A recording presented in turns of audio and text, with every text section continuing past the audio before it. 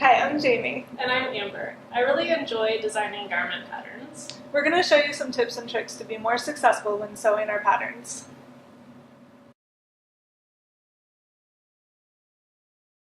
To prep the bias tape neckline for your Fen pattern, whether you're doing a V-neck or a round neck, you're going to first stretch press this bias tape to lengthen it. And that's going to help when you sew it on and then flip it around to the inside of that circumference. It's going to help it draw back in so that your bias tape stays flat against your neck. So to do that, you're going to put your bias tape on the ironing board and pin the very end of one side of it. Then with a steam iron, you're going to press as you pull away from the pin. And notice I stuck the pin in so that when I pull on it, it doesn't come out. The head of the pin is aimed away from the bias tape. So I'm going to pull on it and then steam.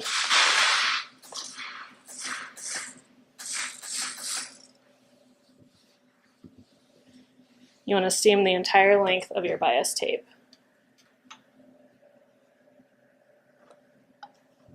And I pinned it again.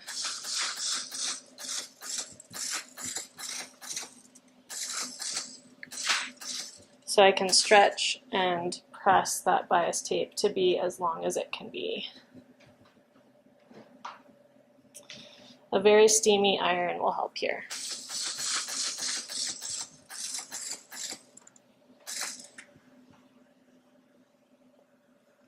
When I'm pressing this bias tape, I'm pulling not as hard as I can, but I'm giving it a pretty good pull so that it lengthens out those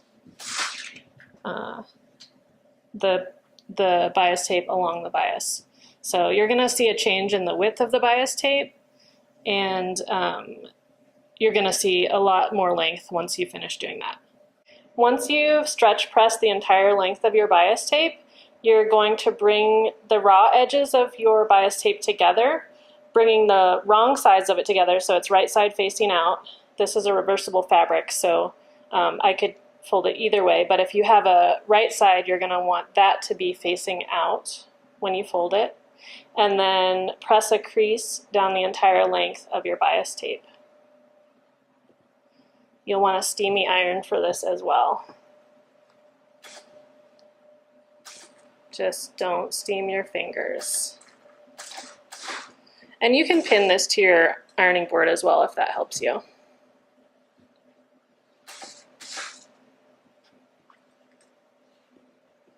Try and keep those edges lined up as neatly as possible.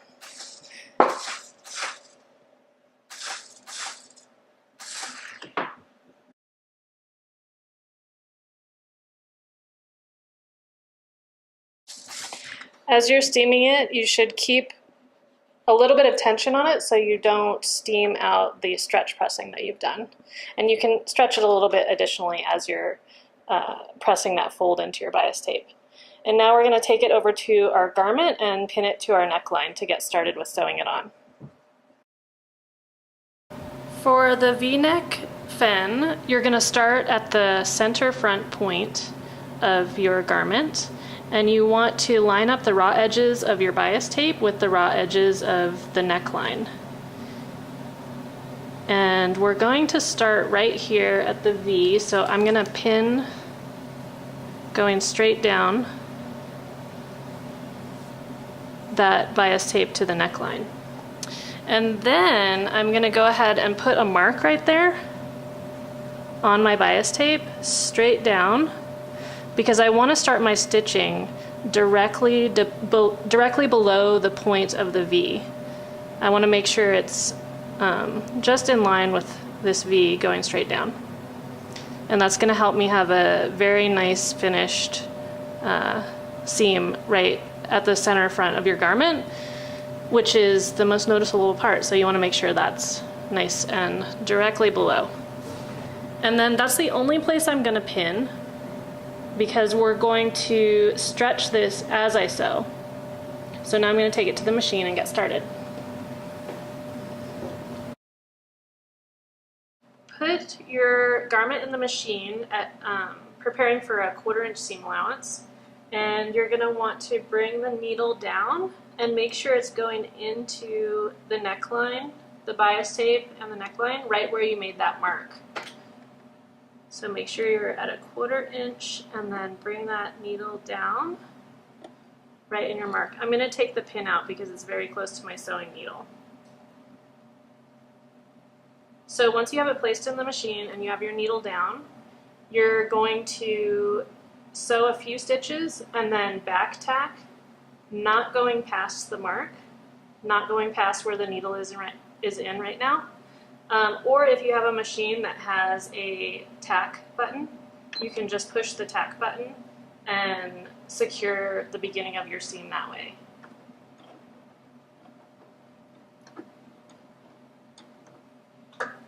And then you're going to sew around the neckline to about 1 inch or 2 away from the beginning of your neckline, away from the V. Pulling on the bias tape and letting the garment just go through as normal.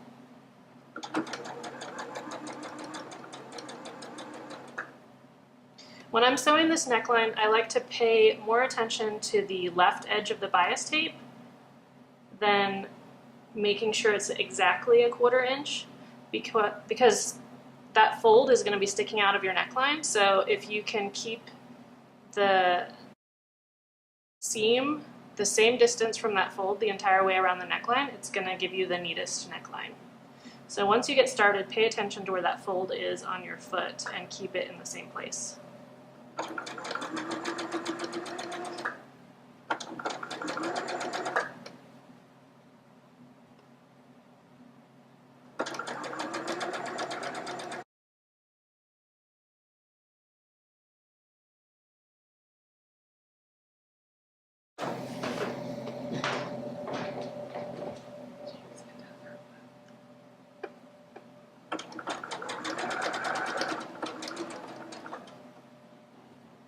So I'm going to stop about 1 inch before the V in the neck, and then just tack the end of my stitching there.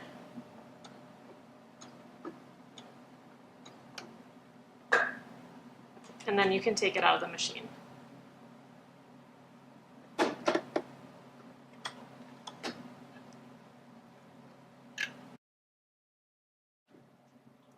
When you use the twin needle to finish your neckline, it's going to secure the raw edges of the seam allowance to the inside of the garment and keep that from unraveling.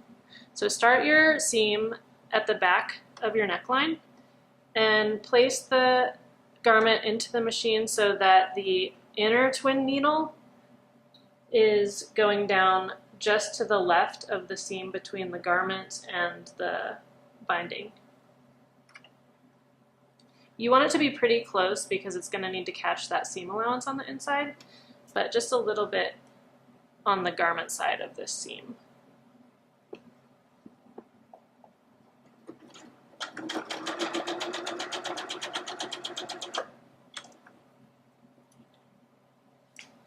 To make this seam line nice and neat all the way around, I'm finding where this seam between the garment and the binding is and keeping that in the exact same spot on my presser foot the whole way around.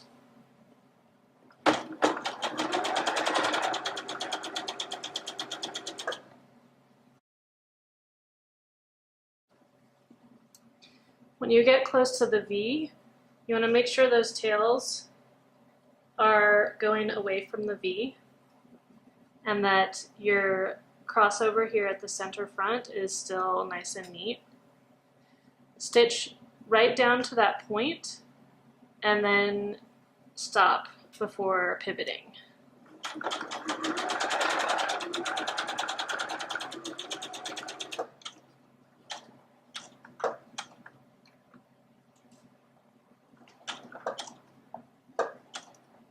So I've stopped directly below my V, and now I need to pivot, but it takes a little bit more to pivot with a twin needle. You're going to have to pivot with the needles up. So raise your needle without moving your garment. Raise your presser foot and rotate it to where you're lined up to go down the second side of the V. And then you're going to want to hand wheel your needle down and make sure the inner needle is going back into the spot it just came out of, while the outer needle is pivoting around that V.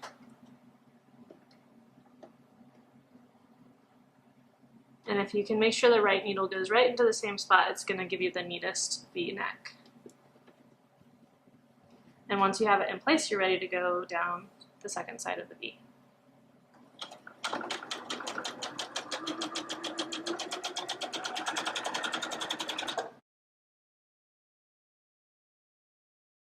When you get back to the beginning of your seam, just go over it about a ½ inch to secure the beginning to the end.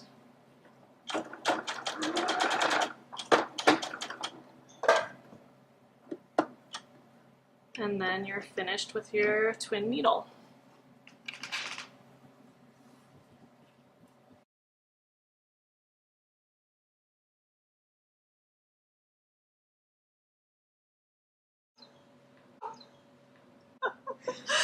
Okay.